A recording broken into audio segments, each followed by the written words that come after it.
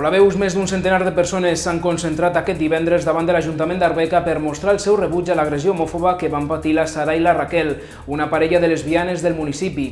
Els Mossos d'Esquadra ja han identificat els dos autors de l'agressió, un home i una dona d'origen romanès, els quals van agredir a la parella en presència del seu fill petit després de fer-se un petó a la terrassa d'un bar d'Arbeca l'endemà de la Revetlla de Sant Joan. Segons la parella de 24 i 26 anys, després de fer-se el petó van veure com un grup de 6 persones feien comentaris i es burlaven d'elles.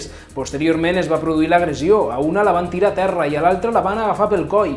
Tot i això, la policia encara no ha detingut a ningú, ja que la investigació continua oberta per tal d'esclarir exactament com van succeir els fets. L'Ajuntament d'Arbeca i la Direcció General d'Igualtat de la Generalitat han denunciat l'agressió, consideren que es tracta d'un fet execrable, i més encara perquè l'atac es va produir davant del fill de la parella. Les dues institucions es comprometen a aplicar la llei contra l'homofòbia a tot el territori i recorden que els cossos de seguretat vetllen per impedir els delictes d'odi o discriminació com aquest cas.